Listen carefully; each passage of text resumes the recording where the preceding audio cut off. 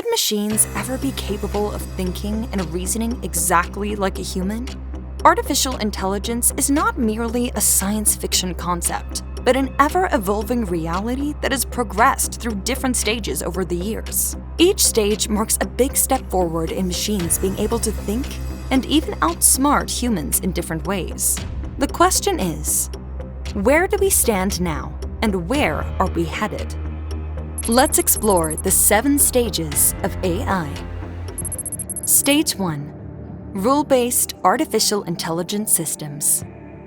Back in the early days of artificial intelligence, there were these systems based on rules that set the stage for what was to come. These early systems, sometimes called single-task systems, worked by following a set of rules or instructions written by programmers. Picture playing a game of chess against one of these early smart machines. It knew every possible move and outcome thanks to its strict programming. It could figure out the best move to make, but it couldn't learn or adapt beyond those set rules. That's what happened with Deep Blue in 1997. It was made by IBM and it beat Kasparov, the world chess champion, after tying in a match the year before. That win really changed how people thought about computers and showed that there was still a lot of untapped potential in this technology. These systems were great for tasks with clear patterns, like spotting mechanical problems or sorting out tax forms. They were reliable and did their job well, but they couldn't understand context or deal with situations that weren't already programmed into them. They just didn't have the ability to learn and think flexibly, like a human can. Even though these early AI systems were pretty basic, they paved the way for the cool stuff that came later. They showed that machines could handle specific tasks intelligently, but it was obvious that to really mimic human smarts, we'd need something a lot more advanced. Stage 2. Knowledge and context-aware systems. The next step in AI's journey was all about grasping something really important: context. These improved systems weren't just sticking to strict rules anymore. They were able to remember information and use it to shape their responses in a more flexible way. Giant databases began to be constructed, storing all sorts of information about the world, from historical facts to how things are connected. Inspired by how our brains work, neural networks allowed machines to learn from data and make guesses. And natural language processing made it easier for us to chat with them. We saw glimpses of this earlier with innovative tools like ELIZA, a computer program from the 1960s developed at MIT. But now, we see it best in virtual assistants like Siri or ChatGPT. Ask about the weather in a city right now, and you'll get an answer. Follow up with, "And tomorrow?" And without needing more info, the AI knows we're still talking about the same city. It remembers that detail to craft an appropriate response. While they're not quite thinking for themselves yet, these systems made a big leap by going beyond strict rules and understanding context. That's why our chats with machines are getting a bit smoother nowadays. Stage 3. Specific domain systems. As artificial intelligence moved forward, a new stage came up where these technologies became really good at specific things. Instead of just knowing stuff, these systems got really smart in particular fields. One notable example of this phase was IBM's project Watson. Back in 2006, IBM publicly announced Watson, an artificial intelligence endeavor aiming to develop a computer capable of understanding and responding to questions in natural language. The goal was to go beyond traditional data processing and provide machines with the ability to comprehend human context. This endeavor took 5 long years, culminating in Watson gaining worldwide recognition in 2011, when it participated in the renowned TV game show Jeopardy! And defeated 2 of the top human contestants. This milestone demonstrated Watson's capability to process vast amounts of information, understand natural language, and provide accurate, real-time responses. One of the fields where Watson has made a significant impact is medicine. By analyzing loads of medical info, Watson helps doctors diagnose and treat complex diseases. It can look at a patient's symptoms, compare them to a huge database of medical cases, and give doctors smart suggestions for treatment. These highly specialized artificial intelligences acquired knowledge and understanding of their particular domain that far surpassed what any human could achieve. Thanks to their ability to analyze vast amounts of data, identify complex patterns, and make informed decisions or predictions at staggering speeds. And though we're impressed by what they can do, they still don't match up to what we typically think of as artificial intelligence. Stage 4. Thinking and reasoning. This is where things get really interesting. Once a machine had the ability to mimic the thinking and reasoning processes of the human mind, we could begin to talk about true artificial intelligence. But this is a big challenge for us humans. Because if a machine can match or even beat human smarts, does that mean it can act just like us? And what about reasoning, our ability to think logically and make smart decisions? How do we even know if an AI can do that? The answer came in the form of the Turing test.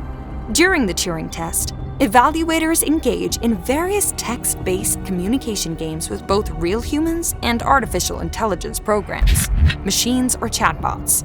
It's a blind test, so evaluators don't know if they're messaging a human or a chatbot. If AI programs succeed in generating responses similar to humans, to the point where evaluators struggle to distinguish between the human and AI program, it's considered that AI has passed.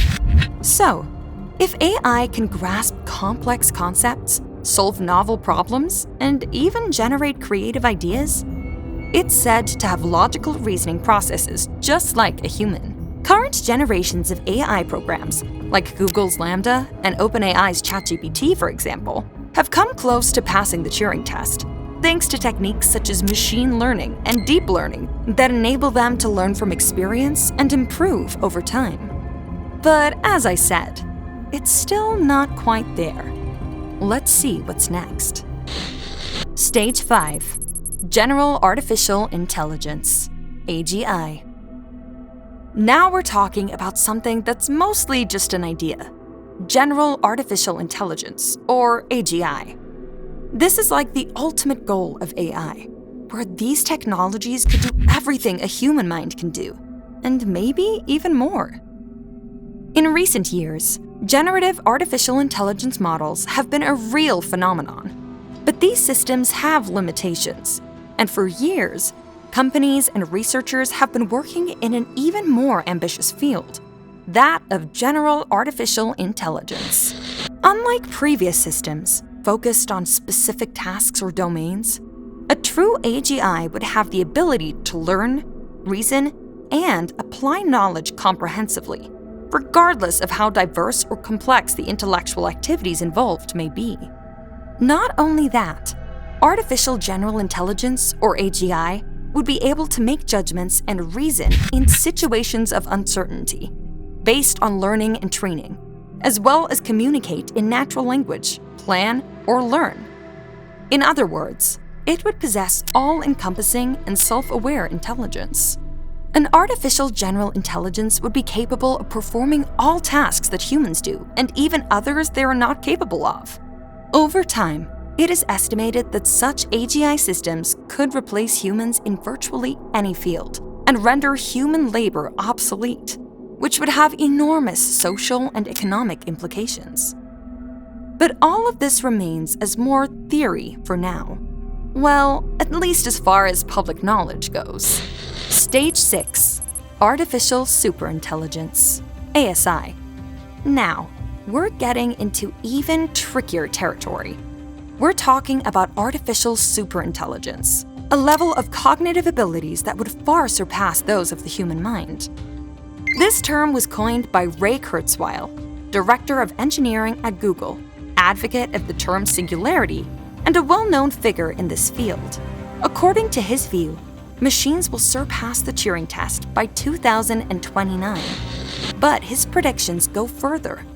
He explains that once we create AGI, that system will improve itself at an exponential rate until it reaches a point where its intelligence operates at a level incomprehensible to human understanding. At that point, the singularity will be reached, and he has a date for the arrival of this hypothetical superintelligence: 2045. So, with ASI, AI wouldn't just be as good as humans. It could be even better. It could do things faster, better, and more efficiently. An ASI could tackle really tough problems like climate change or diseases that we haven't been able to solve. It could come up with ideas and innovations that we can't even imagine right now, giving us insights into the universe that we can't even dream of. But this also brings up some big worries.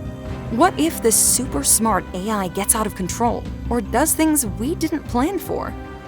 It raises some really important questions about who's in charge, what intelligence really means, and even what consciousness is.